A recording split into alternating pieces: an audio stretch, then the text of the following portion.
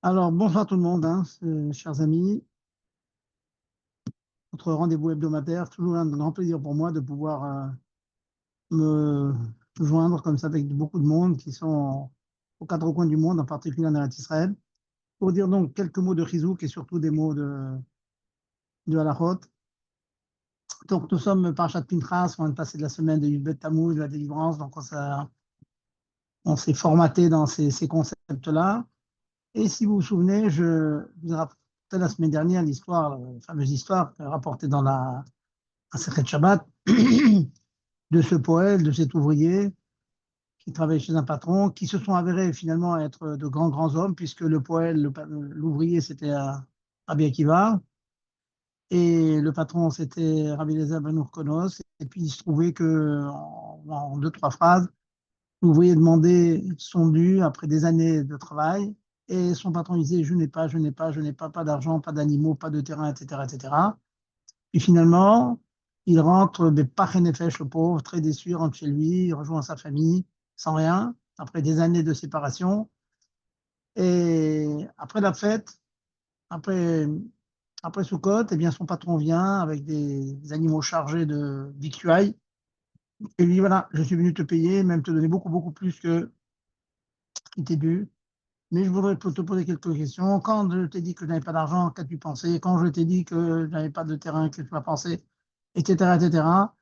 Et l'ouvrier, donc, Rabbi Akiva, à chaque fois, il dit, ben, quand il donne une raison, qu'on appelle des cas de zuhud, il dit, tu n'avais pas d'argent parce que tu avais tout investi, tu n'avais pas de terrain parce que tu avais tout donné au Beth Amikdash, ainsi de suite.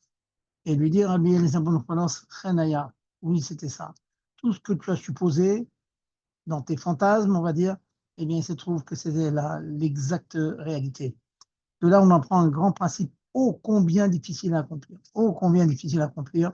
C'est toujours regarder les caves de route quand une personne se comporte de manière qui, à nos yeux, n'est pas tout à fait convenable.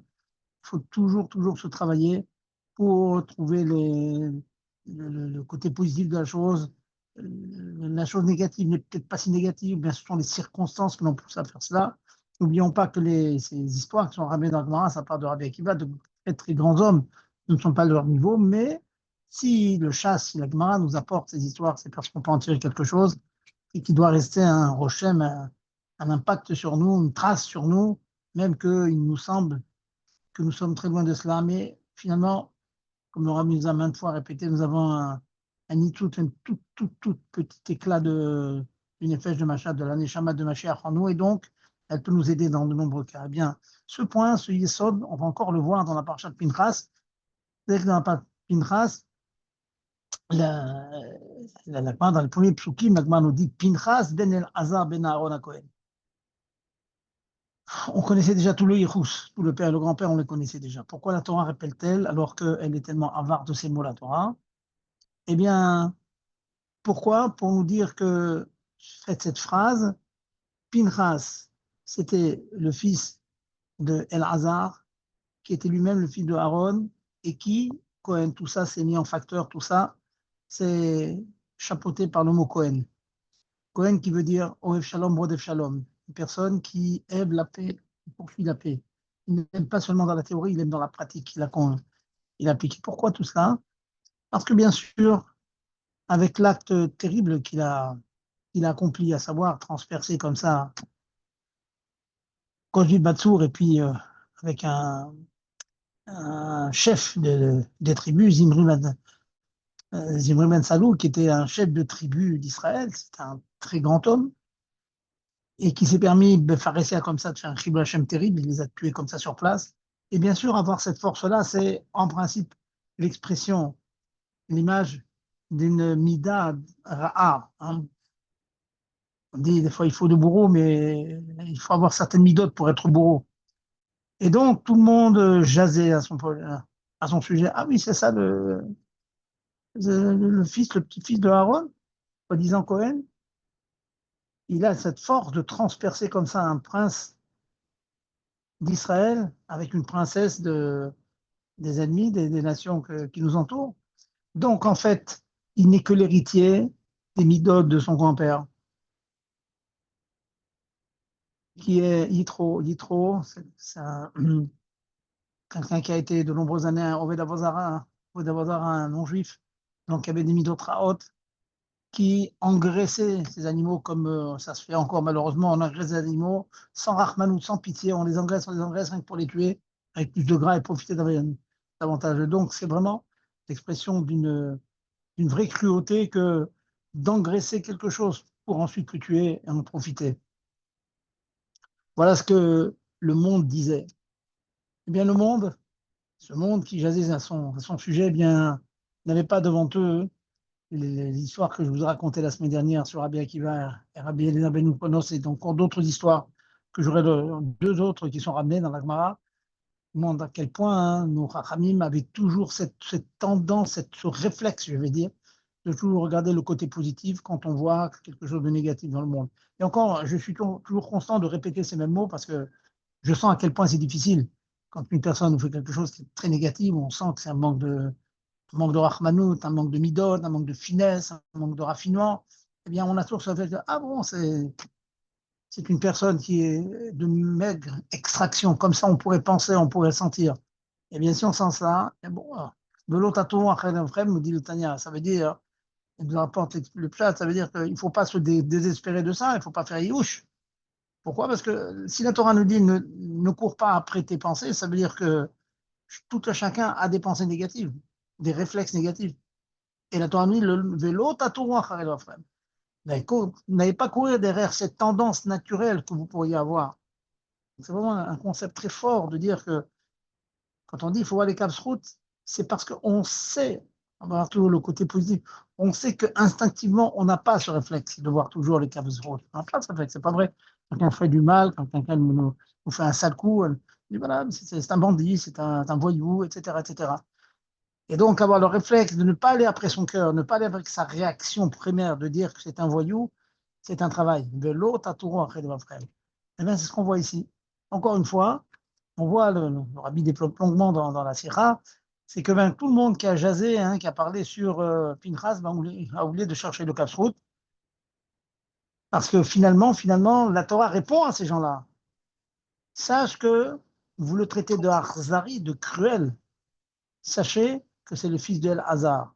Et El-Hazar, c'est qui? C'est le fils de Aaron. Et qui c'est Aaron? C'est Hakohen. C'est le symbole, c'est vraiment le parangon, c'est le top des tops du chesed, de l'amour du prochain, de celui qui donne, sans aucune arzarioute, sans aucune cruauté. Parfois, il faut être un peu sévère, hein, ça fait partie de la bonté. Hein, c'est ce qu'on appelle, dans la chassidoute, c'est le gvura chez le chesed. Dans le chesed, il y a quelquefois des attitudes de sévérité, mais c'est du bien aussi. Personne qui va faire une bêtise, l'empêcher sévèrement, c'est lui faire du bien. Et voilà ce qu'ils ont fait. Le rabbi dit, vraiment, il développe d'un très très fine. Il dit, quand tu vois cette personne, quand ils ont vu, quand tout ce monde, ce beau monde a vu que Pinchas a tué Zimri et Kodu Batsour, la première chose, peut-être qu'ils auraient dû dire, c'est la chose suivante, c'est, vous dites qu'ils n'avaient pas des Shem Shamaim. Vous dites qu'il a fait parce qu'il est arzari, parce qu'il était jaloux. Donc il a trouvé l'occasion de tuer quelqu'un. Il n'a pas fait ça l'ishma. Okay. Mais très souvent, une personne fait quelque chose chez l'olishma, mais il va arriver à l'ishma. Vous savez très bien, des gens qui font des fois des grandes tédakot, on en fait des galas, etc. Des grandes, ouais, mais il fait ça pour son kavod, pour lui. Okay. Non, disons que c'est vrai. Mais au contraire, il faut dire maintenant, il le fait chez l'olishma pour son kavod, et à force, il s'habituera à le faire pour autre chose que le kavod, pour le kavod shamaim. Deuxièmement, on critique cette personne. Allez, il fait des dons pour son kavod, pour s'étaler, pour se montrer, disons, mais tarles, dans les faits, un acte de bonté, c'est sûr qu'il va être fait avec bonté, générosité du cœur, sourire, etc., etc. Mais tarles, le, le but final du chesed, c'est que finalement vous donnez quelque chose à quelqu'un. Et il l'a donné. Cet argent, il l'a donné. Il a fait tzedaka, il a aidé le pauvre. Ok, ok. Dans la kavana, c'est pas la kavana du tzaddik. Mais tachlis, ce pauvre, il a mangé. Et ça, finalement, c'est le ikar, aïkar ou amassé. Ça, c'est le deuxième argument. Premier argument, il doit continuer à le faire parce que même qu'il le fait, pas l'ishma maintenant, il le fait chez l'autre l'ishma, mais il va arriver à l'ishma. va le faire avec le top de la Kavana après. Deuxièmement, finalement, c'est le résultat qui compte. Hein. Je préfère un vrai cadeau d'une personne qui le fait par intérêt qu'une personne qui fait des grands sourires, hein, qui me console, etc., mais qui pourrait me donner. Et c'est aussi pour le faire. Quand on ne peut pas aider, il faut quand même consoler la personne, lui parler, lui dire, écoute, maintenant, je ne peux pas t'aider, je parle d'une moment difficile. C'est très important aussi. La personne qui m'a demandé, faut le soutenir, il faut dire, attention, tu ne mets pas de côté, mais bon, ce n'est pas tout à fait le moment maintenant. Il faut le faire. Mais entre les deux, entre celui qui...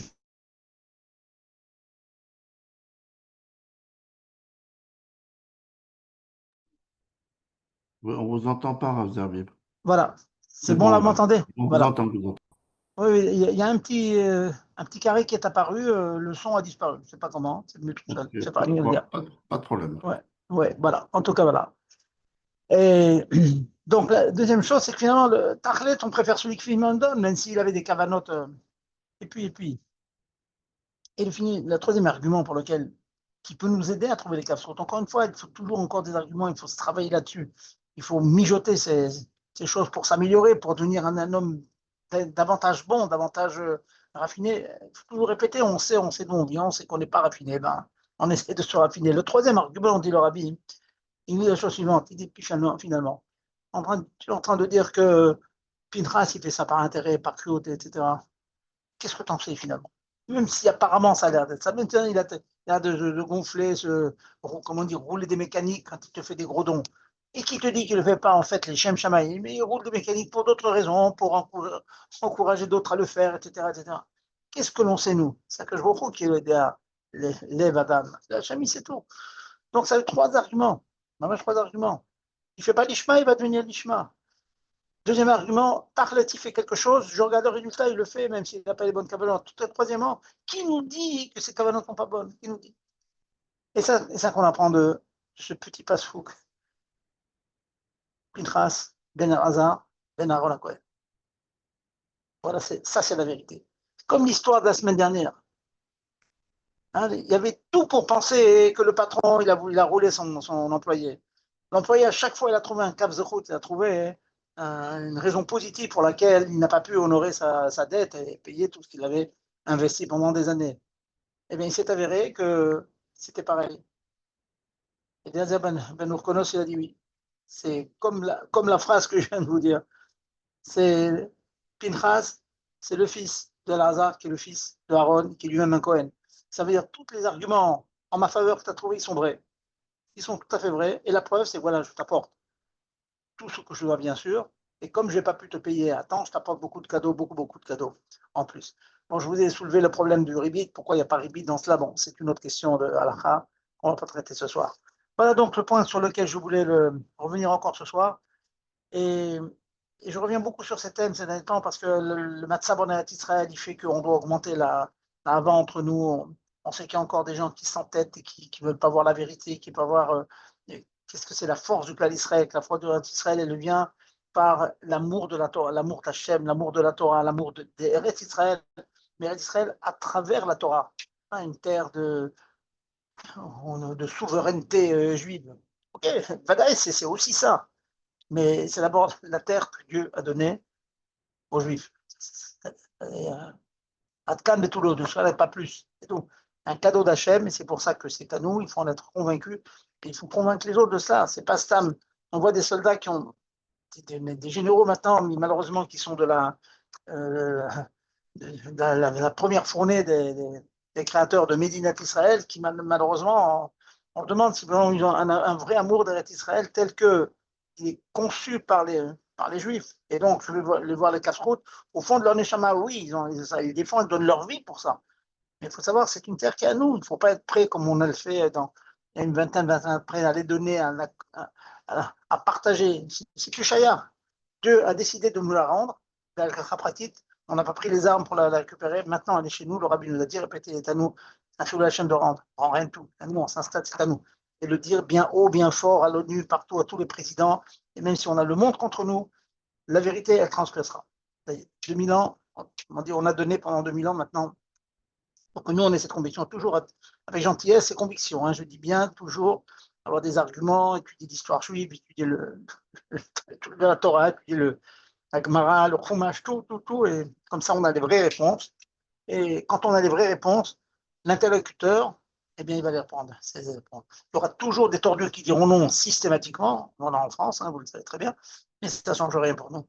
Hein, les filles et tout ça, mais ça ne change rien pour nous. Dès qu'on est sûr de nous, on gagne. Voilà donc le point de réseau que je voulais donner. Donc, et sachez qu'en Israël, je continue moi à faire Teilim tous les jours, Binéder bien sûr, mais tous les jours pour les Chayalim, pour tous ceux qui sont dans des situations difficiles. Et on continue donc Belev Echad, Keish Echad, Belev Echad, on est tous ensemble. Et je peux vous dire, encore une fois, j'ai un sentiment personnel. Vraiment, chaque fois que j'entends qu'il y a un Chayal qui est tombé, vraiment, ça, vraiment, peut-être c'est parce que j'étais touché moi-même. Hein, le 7 octobre, vous savez que j'ai perdu un petit-fils. Donc, et je sais ce que ça veut dire. Chaque Chayal qui tombe, c'est pas une personne qui disparaît. C'est toute une famille qui est touchée, c'est toute une Keïla qui est touchée, c'est une ville qui est touchée, c'est des dizaines, des centaines de personnes, pas une. C'est inimaginable, qui vivent en ce deuil.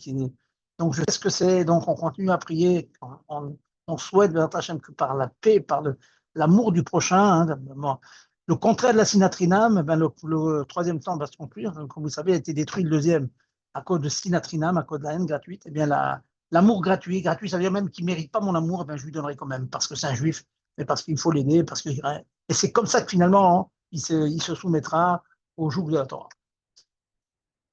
Ok, alors maintenant passons à la chôte. Je voulais aujourd'hui vous faire, on a longuement parlé d'Amiral Ego les dernières semaines, et puis la semaine dernière j'ai fait une grande parenthèse dans Cacheroute, on a parlé de, rappelez-vous, Nat Barnat, cuire du côté lait et manger du côté viande. Bon, s'il y a des questions là-dessus, je suis comme d'habitude, hein, je suis à votre disposition, des questions récurrentes qui reviennent tout le temps. Aujourd'hui je voulais vous parler, c'est en rapport avec ce que nous étudions au collège, nous étudions la Masechet Nida, donc les halachot Nida. Et il y a un concept qui est tout à fait général, beaucoup étudié dans l'IDA, mais qui a des ramifications bien ailleurs aussi. C'est le concept de khatitsa. Khatitsa, ça veut dire que lorsqu'on va au mikvé, un homme, une femme, ou un ustensile qu'on veut tremper en mikvé, il faut que l'eau puisse toucher tous les éléments de la chose qu'on trempe. On trempe un ustensile, il ne faut pas qu'il y ait d'étiquette dessus, parce que ça fait khatitsa, ça fait écran entre l'ustensile et l'eau du mikvé. Quand une femme va au mikvé, il ne faut pas qu'elle ait sur le corps un pansement ou autre chose, quelque chose qui va, une boucle d'oreille, etc. Toutes ces choses-là, ça fait khatitsa, ça fait écran. Bon, maintenant, il y a une multitude d'halakhot sur ça, ce n'est pas l'objet du tout du shiur, mais je vais prendre un point sur cela, parce qu'il a des ramifications dans d'autres halakhot que dans Nida. C'est la khatitsa, donc khatita égale écran. Chotset, ça veut dire faire écran. Khatita que l'on peut voir entre le corps et l'eau, par exemple. Dans la Gemara Zevachim, on parle beaucoup des corbanotes, etc. On parle des habits du Kohen. Kohen Gadol, Kohen Idiot. Et la Gemara nous dit qu'il ne faut pas qu'il y ait un écran, une khatita, entre les habits du Kohen. Quelquefois, c'était 8 habits, cette fois, c'est 5 habits, Kohen Gadol, etc. Yom Kippour, toute beaucoup de Mishnah, beaucoup de psukim de la Torah qui nous décrivent les habits des Kohanim. Eh bien, ces habits devaient être posés sur la peau, sur le corps du Kohen. Vous n'avez pas le droit d'avoir un tricot de corps en plus, ou chose que avoir. C'est les habits dictés par la Torah. Et donc, vous n'avez pas le droit d'avoir sur le corps de la boue, du sable, des qui aurait fait khatitsa, qui aurait fait écran entre. Alors, je ne parle pas du mikvé maintenant, attention, entendez-moi. Je parle maintenant entre l'habit et le corps. La Torah dit qu'il faut se revêtir de certains vêtements pour le Kohen. Se revêtir, ça veut dire que le vêtement touche le corps. Autrement dit, qu'il n'y ait pas autre chose entre le vêtement en question et le corps que ce vêtement, rien. Donc, question intéressante de la Gemara, Alors, c'est presque amusant, a priori, la Sheila, la Péria d'Agmara, mais vous allez voir l'impact qu'elle a dans beaucoup de la route. Kina a im chotzetzet ben abeged le Kohen. Il va y aller au demande. Est-ce que si, sur le corps du Kohen, les cheveux par exemple, eh bien, il y a un pou, Kina, c'est un pou, simplement.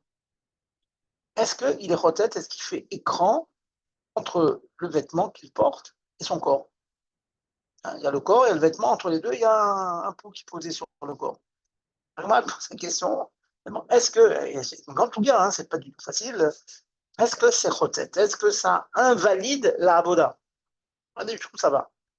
Est-ce que ça invalide le Kohen, il doit porter le korban, etc., il doit faire des shritot, hein, beaucoup de avoda dans le Beth Amikdash. Il y a certaines conditions pour que l'avoda soit bonne. Par exemple, il ne faut pas qu'il soit Baal Moum, il ne faut pas qu'il y ait des moumim, un défaut dans le corps, défauts qui sont longuement décrits dans Mishnah, dans le Rambam, etc., etc. Mais en tout cas, il y a un certain nombre de conditions pour pouvoir faire la Avoda. Une des conditions, c'est qu'il n'y ait pas de Khatitsa, encore une fois. Et la Gemara s'interroge, est-ce qu'avoir un pou sur le corps, c'est Chotzet ou pas? Alors, la Gemara dit, Pachout, que si le pou en question, il est mort, regardez, derrière tout ça, que va avoir des conséquences pour une femme qui aurait des poux sur la tête, est-ce qu'elle peut se tromper, hein? Donc, c'est tout à fait concret ce que je vous fais. Je ne vous fais pas un shiur théorique de Rosh Yeshiva. C'est des choses qui vont descendre dans le concret. Donc, la Gemara nous dit, c'est pas shoot, c'est évident que si le pou en question il est mort, sur le corps il est mort, donc c'est un élément étranger, donc il est chotzet, il invalide la avoda. Pas bon. Et on va donc extrapoler à autre chose, que ça va poser problème aussi si une femme a des poux sur la tête, et qu'elle va au milieu avec des poux, ça serait une khatitsa, ça serait un écran. Une troisième conséquence de cette chose-là que je pose, hein, c'est tout à fait large, c'est qu'il y a des tchoukim qui nous disent que lorsque l'on met les tefilines sur la tête ou sur le bras, il faut que les tefilines soient posées sur l'homme, sur le corps. Imaginons que je sois obligé de mettre maintenant les tefilines sur un corps étranger, j'ai de la boue, j'ai de la poussière du sable sur le biceps, eh bien, le sable va faire khatitsa, problème. Donc, si je mets les tefilines de la tête, par exemple, et que j'ai un pou sur le crâne, eh bien, le pou, d'après ce que l'on est en train de dire, un pou mort en question, il est chotzet, il fait écran. Donc, il faudra tout à fait compliquer une personne qui aurait comme ça des éléments étrangers sur le crâne, eh bien, ça pose problème. Ensuite, on verra, on va élargir le débat dans les tefilines. Vous savez très bien, on est macpi de ne pas avoir des cheveux trop longs, quand ceux qui ont ça la blorite, ce que la Gemara appelle la blorite, on dit en français la choupite, la toupique sur la tête, les grosses, une grosse touffe de cheveux devant, ça peut poser problème pour les tefilines. On en parlera tout à l'heure. Et la Gemara nous donne la svara suivante. Alors, je vais raffiner un petit peu, je vais vous demander un petit effort ce soir. Nous donne la svara que quand le pou est vivant, quand il est mort, la Gemara, elle dit peut-être qu'il n'est pas chotzet. Il ne fait pas écran. Pourquoi? Le mot employé par la Gemara, Dehainu ribité. Parce que, traduction, ribité, c'est la chon rabel, grandir, grossir, rabot, rave. Hainu ribité, c'est sa manière de grandir que de se promener sur le crâne d'une personne. Il prend sa yénika, il prend sa succion, il se nourrit, quoi. Il se nourrit de l'humidité, de la sueur, etc., qu'il y a sur les cheveux, entre le crâne et les cheveux de tabac. Il vit là-bas, il grandit là-bas. C'est un concept qu'on voit dans beaucoup d'endroits de chasse, dans la Gemara. Et donc la Gemara a dit, peut-être, les mistapeket, elle s'interroge, peut-être que dans la mesure où ce pou, tant qu'il est vivant, il est mort, c'est fini, il n'a plus rien à voir, il ne se nourrit plus du crâne.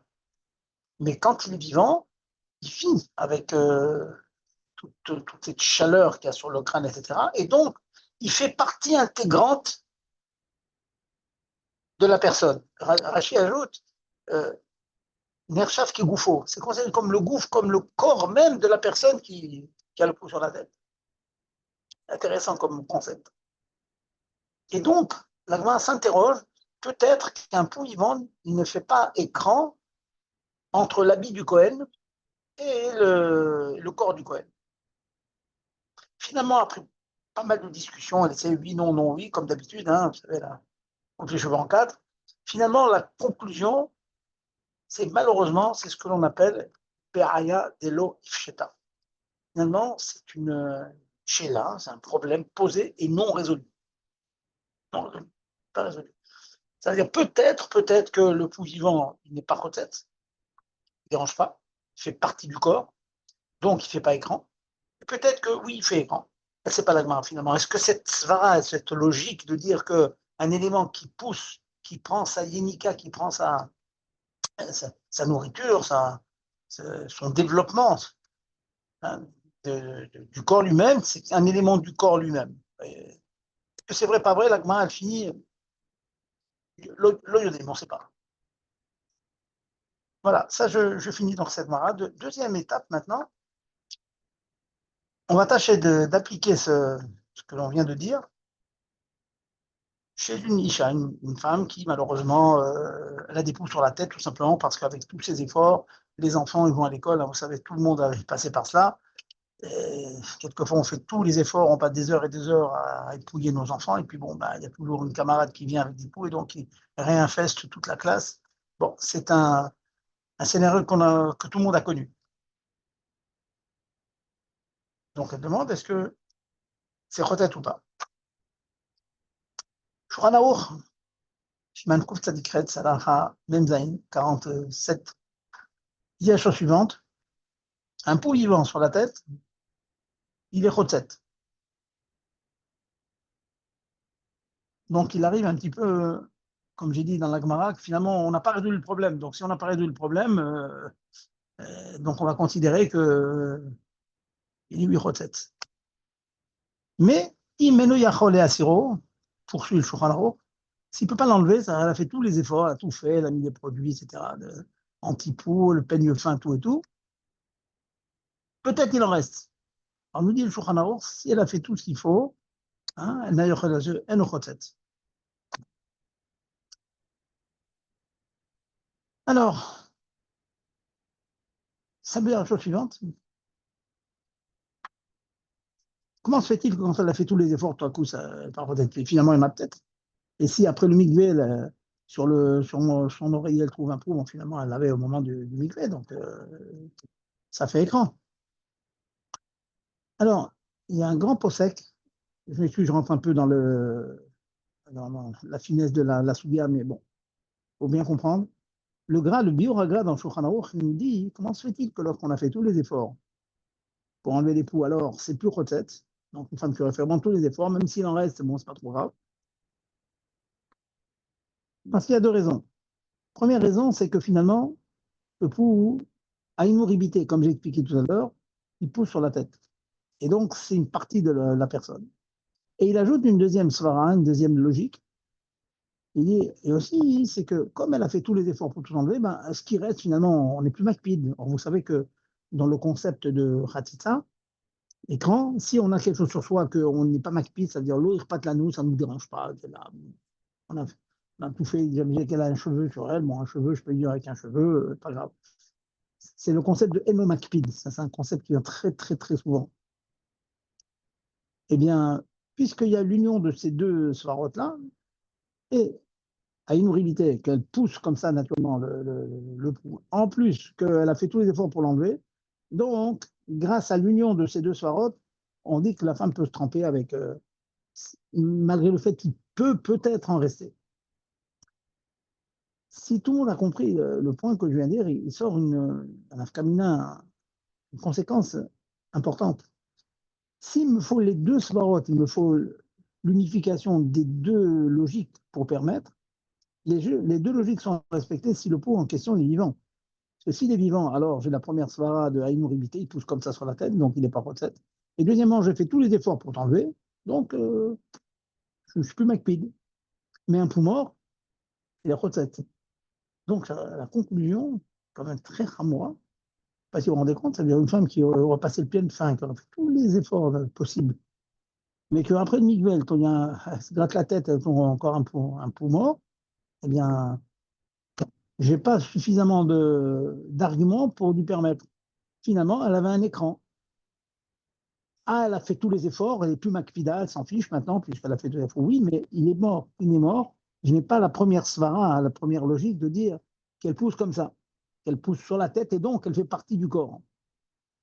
Comme ça sort. Donc la conclusion, d'après ce que je viens de vous dire, c'est que si elle trouve un pou mort, ben, c'est catastrophique de retourner au musée.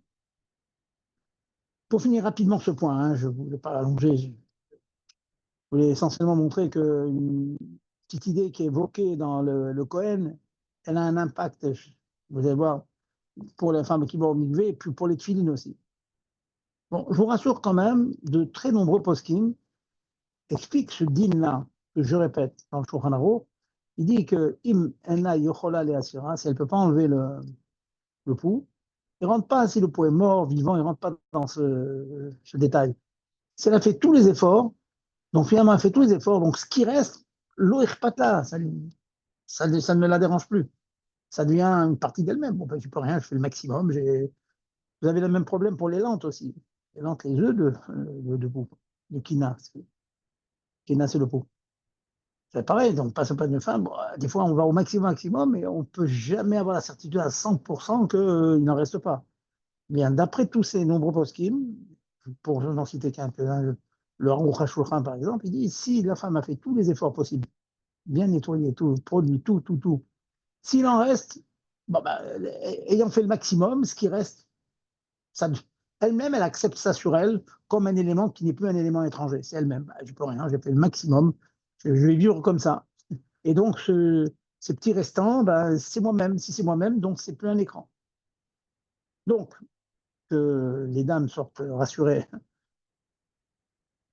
de ce que je viens de dire, c'est que finalement, si une femme a des poux, mais qu'elle a fait le maximum pour les enlever, le maximum, si après, malheureusement, elle en trouve, ça ne va pas invalider rétroactivement son mikvé. Parce que même s'il était déjà au moment du mikvé, ayant fait le maximum d'efforts, ce qui reste, ça devient un miout shalomakpid, une minorité d'écran, hein, pas grand-chose par rapport à toute la tête et tout le corps, une minorité, et puis que l'eau laquelle ça lui est égal, ça ne la dérange pas finalement, parce bien qu'en fait, ça la dérange, ça bien comprendre. Oui, ça la dérange, mais il y a un moment, il faut bien décider que d'arrêter, pas passer sa vie à courir derrière l'époux si elle en a. Certains disent, bon, ben, il y a une solution, c'est de faire la boule à zéro. Bon, et je ne sais pas si c'est très recommandé chez nos Nashim, bien que vous savez que dans certains Chougim, il y a des femmes qui sont rasées entièrement. Bon, mais ce n'est pas notre minag du tout. Donc, il faut trouver d'autres solutions. Voilà pour finir donc la halakha sur le Cohen et sur l'Aïcha. Je vais passer maintenant aux conséquences sur les tefilines. Que les tefilines aussi, lorsqu'on les met sur la main, sur la tête, il ne faut pas qu'il y ait d'écran entre la main ou la tête et les tefilines. Mais avant de passer donc à ce troisième point, y a-t-il des questions sur ce que je viens de dire? Surtout s'il y a des dames, peut-être que ça les intéresse sur le problème des peaux. Allez-y, je vous écoute.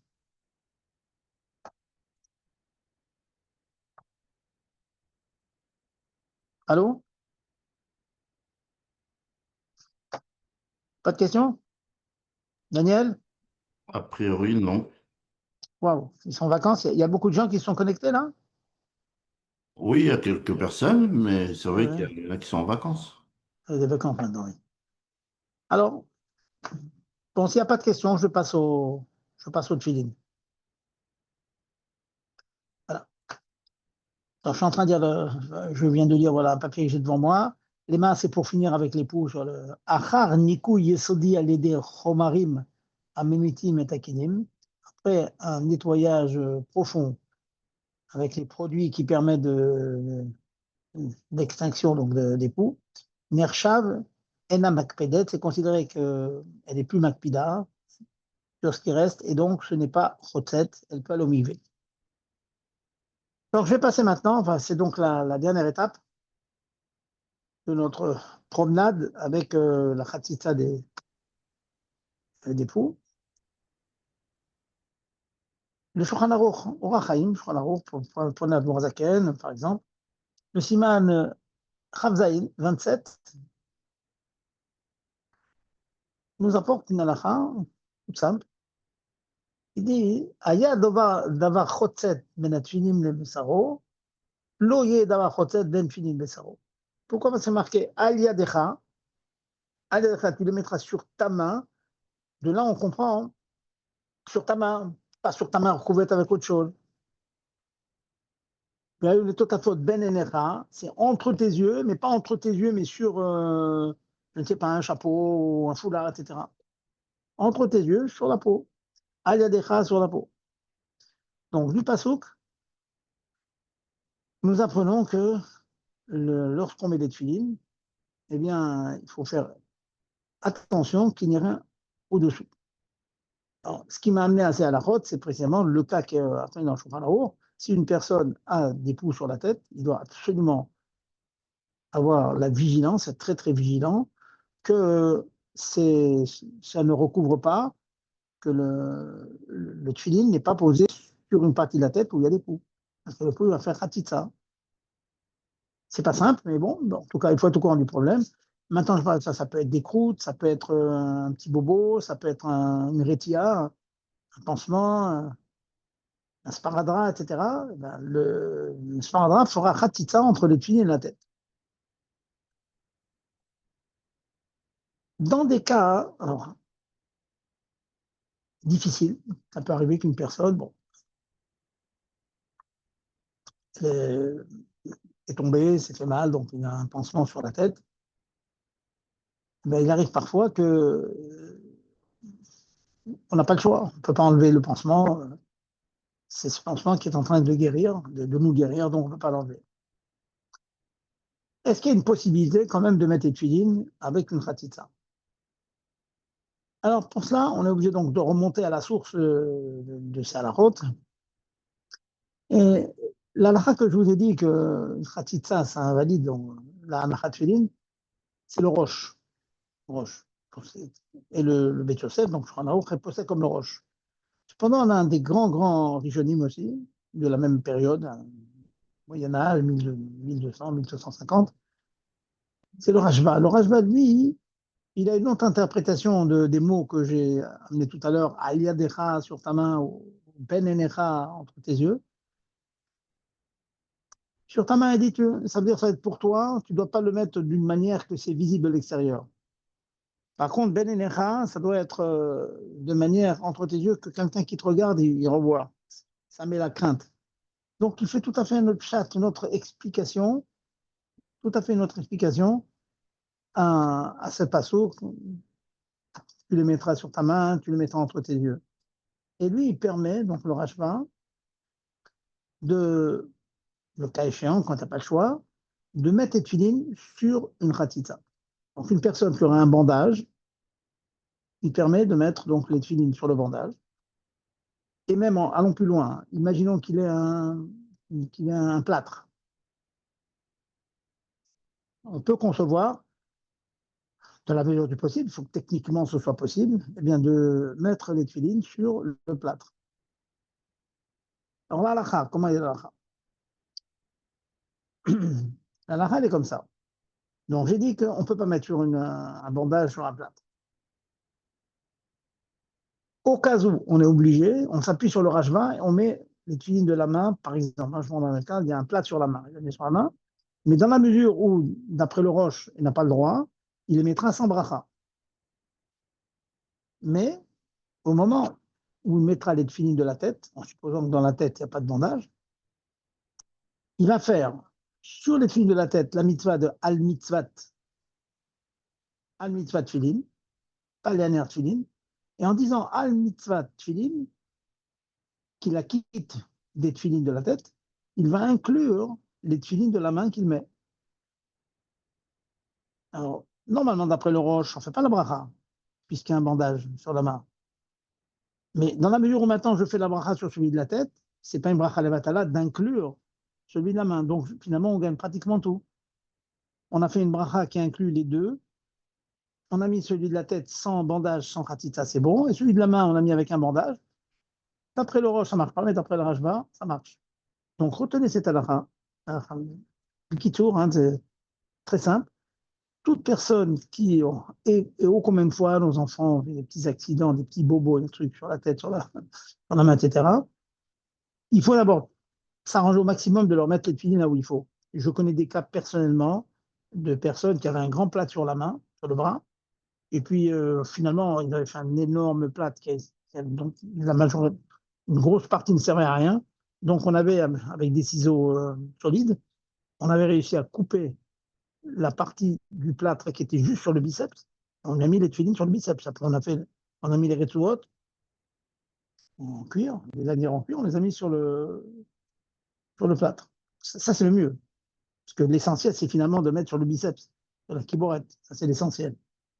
Quand ça, c'est pas possible, ben, on met les filines au maximum, bien sûr, en face juste du biceps, juste un endroit, bien qu'il soit recouvert avec un bandage, avec un plâtre. On fait pas de bracha, on fait la bracha sur celui de la tête. Inversement, imaginons que le bras soit impeccable et l'oreille est par terre, donc il a un grand bandage sur le crâne, il peut pas. Donc normalement, il ne devrait pas pouvoir mettre les tefilines sur la tête. Eh bien, il pourra mettre ceux de la main avec bracha, les dernières tefilines pour les tefilines de la main, et il va inclure dans cette bracha celui qui va être sur la tête avec le bandage. Bien que, comme j'explique, d'après le Roche, d'après la chita stricte du Shulchan Arour, mettre sur un bandage, ça ne sert à rien. Mais comme le Rashba dit que oui, on peut le mettre sur un bandage, donc finalement, on s'en sort bien. On a la bracha, on l'a faite, et on a mis le film de la tête sur le bandage, et grâce au Rashba, on a fait la mitzvah. Voilà, donc on a minimisé le problème. Donc retenez en d'autres termes, quoi, on peut, si on a un empêchement à cause de bandage ou toute autre chose de mettre des filets, on peut quand même le mettre sur le bandage. Et quant à la bracha, si, imaginons qu'il ait toute la tête bandée, tout le bras bandé, bah, il les mettra sans bracha du tout. Mais s'il a la tête non bandée, eh ben, il fera la bracha sur celui de la tête. S'il a le bras non bandé, eh ben, il fera la bracha sur celui du bras. Voilà, c'est les bekitsour, et comme ça, on a gagné le maximum. Et malheureusement, ce sont des choses qu'on voit assez fréquemment. Alors, quelques halakhot, je vous ai dit que le qui parle de ça, c'est très intéressant. Imaginez une personne qui est extrêmement frileux. On a connu ça dans les. Excusez-moi, Rav, juste, Oui, euh, oui, oui. Oui, juste c'est des pour, questions, je demande que ouais, ouais, ça, il n'y a pas juste de pour que ce questions soit bien après. clair. À partir Oui, du moment où le boîtier, l'intérieur du boîtier, la partie du cuir, elle touche directement la peau, on fait la bracha. S'il y a quelque chose qui sépare entre le boîtier et la peau, on fera la bracha sur la tête, ou le contraire. Mais voilà, c'est-à-dire que les lanières, on n'en prend pas compte. S'il a un voilà. bracelet ou quelque chose comme ça, on s'en fout. Et les Enfin, on s'en Hakida, on fout, évite. façon de Voilà, parler. Bediavad, il n'y a pas de problème. Voilà, Bediavad, il n'y a pas de Je problème, parle pour effectivement. Vivsaïm ou tout ça, quand il y a des bracelets, c'est pas Voilà, très voilà, grave. voilà. L'essentiel, c'est sur la kiborette, c'est L'essentiel, sur c'est que le boîtier, il touche la peau. il touche la peau, ou voilà, le boîtier, ça, voilà, c'est nuance. C'est ou sur Soit le la tête biceps ou le bras. ou sur le crâne. Voilà, absolument. Ça, c'est le Ika. Ok. Alors maintenant, c'est une bonne question à demander, parce que c'est pas ce qui me discute, est-ce qu'on doit être makpid sur les Retsuot? Mais Icaradine, les Retsuot, on est makpid. S'il y a un pou, autre chose sur les Retsuot, ou la montre, comme vous dites, ou autre chose, on est beaucoup, beaucoup plus makpid sur les Retsuot. Le Icar, c'est la boîte elle-même, sur le bras ou sur le crâne. Alors, c'est bien, voilà, c'est. Alors, euh, et ce qui est intéressant aussi dans ce que j'ai dit, c'est que la bracha de Al-Mitzvat ou bien les Aniach, elle marche Bediavad. Donc ça veut dire, nous, on fait en général les Aniach, et certains ont l'habitude de faire les Aniach pour la main et Al-Mitzvat sur la tête. Nous, on fait qu'une seule, hein, c'est le minhag d'après la Kabbalah. Comme les Sfaradim et Chabad sont pareils là-dessus. Après la Kabbalah, on ne fait qu'un seul.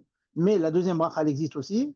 Et si pour une raison quelconque, par exemple, on a parlé, on a mis ceux de la main et on a parlé, même si on a répondu à Amen Shirberba d'un Kaddish, etc. Donc on a fait un F sec. Quand on met les tefilines Tfilin Shel Rosh, on fera la bracha al mitzvat Tfilin. Voilà. Donc, euh,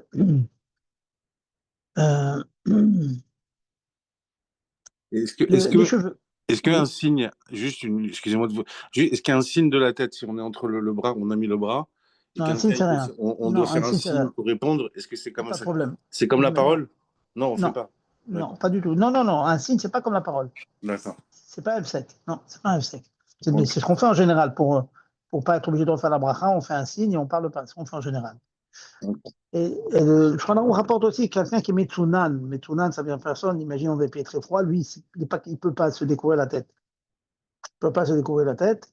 Même les khatrila, on lui permet donc de mettre un petit bonnet comme ça, très très fin, de mettre une fine dessus. Je peux imaginer quelqu'un qui est, pour une raison quelconque, une maladie, à la suite d'une maladie, il n'a pas de cheveux du tout, et complètement rasé, quoi. Et je sais que des gens sont très fragiles, ils n'ont très vite froid. On aurait le droit donc de mettre une espèce de petit bonnet comme ça, très fin, pour le recouvrir. Bien que vous savez qu'il y a beaucoup d'histoires. Quand très longtemps, j'étais à la yeshiva de Brunois, on m'avait rapporté l'histoire que, je ne sais pas si vous avez connu le Rav Nissan Lemanov de la yeshiva, c'est un tzaddik le bracha, il dit comme ça, il marchait comme ça, un petit peu l'épaule tordue et la tête tordue un peu. On a des images comme ça, des photos de lui comme ça. Un jour, j'ai demandé pourquoi il se tenait comme ça. Alors, quelqu'un m'a dit que ils avaient des travaux forcés en Sibérie et le seul moment où il avait la possibilité de mettre les tuilines, c'était dans une charrette, il avait travaillé comme ça. Donc, dès qu'il arrivait l'heure de mettre les tuilines, il les mettait sur une charrette. Alors, je vous laisse imaginer, c'était pas des wagons de train chauffés, c'était des charrettes à l'air libre. Il faisait -20 ou -30. Donc, il enlevait sa veste, il avait la force d'enlever sa veste, parce qu'il ne voulait pas qu'il y ait Khatitsa sur son bras. Il mettait de fili, il faisait chemin, après il les enlevait. Le peu de secondes que ça durait, finalement, il s'est un peu paralysé, il a pris cette heure. Donc, c'est une marque de Messirut Nefesh. Donc, vous voyez que c'est à la route. Parfois, ça peut nous obliger à faire le Messirut Nefesh. Mais on fait au maximum pour faire donc la mitzvah comme il faut. Peut-être que la semaine prochaine, je reviendrai un peu plus sur la route plus précise sur le gaucher, par exemple, comment faire un gaucher quand on fait mitzvahim, qu'on a des tfilines de droitier, comment faire pour un gaucher. Bon, c'est d'autres à la route, là, c'est tout à fait autre chose. Mais là, aujourd'hui, je me suis centralisé sur le concept de khatitsa, que les tfilines doivent doivent embellir le corps directement, sans khatitsa, sans mettre quelque chose. Sauf dans des cas exceptionnels, comme on l'a dit, bon, bah, un accidenté, etc. Je pense que tout le monde a eu l'occasion dans les hôpitaux de mettre des tuilines à des gens qui sont accidentés, qui ont des plates, il y a des personnes on ne peut pas leur enlever, on ne peut pas quelquefois les déshabiller. Bon, sachez qu'il y a quand même parfois des solutions de leur mettre quelquefois des tuilines sur un bandage, sur quelque chose. Voilà. D'autres questions? Allez-y, posez vos questions. Pas de questions? Juste, si on a un tuile droitier, on a un gaucher, on tourne le nœud et on le met de l'autre côté. C'est comme ça qu'on fait, non? Oui, mais En il faut gros. expliquer, oui. En gros, c'est ça, ouais. En gros, c'est ça, mais bon, il faudrait expliquer quand même. Oui, en gros. Est-ce que des fois, c'est pas mieux de changer un petit peu? Bon, j'expliquerai ça dîner en détail. Mais en gros, c'est ça. On change de côté. Mais c'est bien, si vous avez la possibilité d'avoir des filines de gaucher, comme ça, en plus, ça vaut la peine. C'est un bon investissement. C'est pas évident hein, de changer comme ça. Voilà. Autre chose?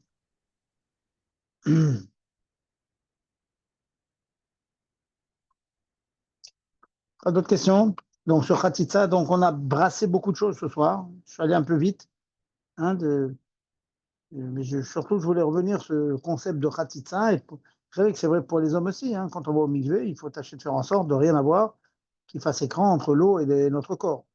Donc, une personne qui aurait comme ça des problèmes ou des croûtes, etc., il doit vraiment faire tous les efforts possibles pour ne pas qu'il y ait de Khatitsa entre le corps et l'eau.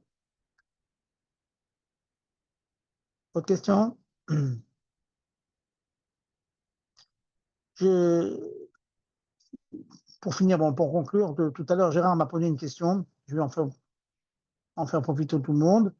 Il y aurait une discussion pour hier. Hier, l'après-midi, on a sorti un Sefer Torah, on a lu Sefer Torah, on a lu l'Haftara, et puis on a fait la Hamida. Alors la question qui a été demandée, est-ce qu'on fait un Kaddish après la lecture du Sefer Torah et de la Haftara? Est-ce qu'on fait un Kaddish avant de commencer le Shmoneh Esrei, la Hamida? La réponse est marquée noir sur dans le Sido, regardez dans le Sido, marqué, on range le Sefer Torah, on fait Khatis Kaddish, on fait la Hamida. Voilà, donc c'est bien, c'est en général comme ça, Shabbat, et donc on fait ce Kaddish, donc qui fait donc cette espèce de Hefsek, la jonction entre la Kriya et la Tfila. Oui, je Une vous ai question posé qui, une deuxième question, Rav Zerbib, qui était, parce moi, qu'il y a beaucoup de discussions sur, au moment où on fait la Mida, sur la direction vers le Kotel Jérusalem. Donc la boussole, elle met l'endroit, mais il y en a qui disent que par rapport à Natania, c'est un petit peu de côté. Alors on doit croire qui? La boussole, comme elle marque Est, on se met vers l'Est, point à la ligne? non, c'est pas pour la, par exemple, en France, bon, on dit le Mizrach, mais si vous regardez la France, regardez un globe terrestre, si on voit que l'Est, et Israël, c'est un peu plus bas dans le globe terrestre. Donc il faut avoir, certes vers l'Est, mais un peu sud-est, si on veut voir. Donc je ne sais pas exactement où est Natania. Et donc vous devez vous arranger. Je ne sais pas, demander à un spécialiste qui connaît un peu ça, c'est pas très compliqué. Qui va prendre une carte d'Eretz Israël, il voit exactement quel angle il faut que vous, par rapport à l'Est, pour être en face du Beth Amikdash. Je ne pense pas que ce soit l'Est absolu, ça m'étonnerait. C'est l'Est. Ouais, j'ai Voilà. compris. C'est ce Vous que voyez ce tout le que je veux monde dire? dit. C'est ce que tout Oui, le oui. monde dit. Oui, non, C'est oui, c'est pas l'est de la boussole. oui, et on dit mais l'Est, par rapport à Israël, la France est considérée comme le Maharab. Vous savez, le Orachaim Akadosh, c'était Saïloula il y a quelques jours, c'était le Or à Maharav, à Maharavi. C'était le Or de l'Ouest, parce que par rapport à Israël, c'était l'Ouest, donc c'est un peu normal, hein, tout est relatif. Voilà, messieurs, dames, donc j'ai tâché de cogiter un peu à toutes ces halachot. Les halachot Khatitsa, ce sont très, très, très, très, très, très shrichot, très fréquentes. Les rabbinim sont constamment sollicités pour cela. Les femmes qui veulent un mikvé, il y a souvent des problèmes de Khatitsa, etc. Des opérations, celles qui ont accouché avec une césarienne, elles ont des points. Est-ce que les filles, ça c'est recette? Enfin, il y a un tas de questions qui se posent là-dessus. Donc, c'est bien de connaître toutes ces halachot. Voilà, on espère que le srout de tous ces accords que l'on dit et de cette amitié que nous créons fasse que ça donne un srout au clan d'Israël, surtout que nos soldats soient sauvés, que nos soldats restent en vie, hein, Amen. qui font des Amen. familles, qui font des enfants, qui restent. On a besoin du clan d'Israël, c'est tout. C'est un ami qui est parti cette semaine. Sa Amen. femme disait, il aimait Dieu, il aimait la Torah, il aimait la terre d'Israël, il aimait sa famille. Franchement, ça déchire le cœur. Ça déchire le cœur. Et c'est quelquefois, hein, comme nos tzadikim, des fois, ils se plaignent, hein, ils crient sur Akash Bokhu, ils disent Akash Bokhu, pourquoi c'est comme ça? Quand un tzadik, il dit pourquoi c'est comme ça, hein, c'est pas le pourquoi du commun des mortels, pourquoi on couchait sur Hachem. C'est parce qu'on demande pourquoi il y a Esther Panim. On dit à Dieu, pourquoi tu te caches? Montre-nous ton visage. Montre-nous qu'on voit même les choses dures, c'est le bien. Montre-nous ça qu'on veut. Il demande qu'il enlève les Esther Panim. Aster Asiret Panaï. Hachem, il cache. On est dans un voile. Le monde, il est voilé. Et on voudrait que le voile tombe et qu'on voit que derrière, il n'y a que la Elokut, que En On Milbado. C'est ça qu'on demande à Amen. Hachem. C'est Amen. ça qu'on demande à Dieu. En On Milbado. Allez, bonsoir à tout le monde Bonsoir, bonsoir. et, et à la semaine prochaine, Bezrat Hachem. Quoi tout.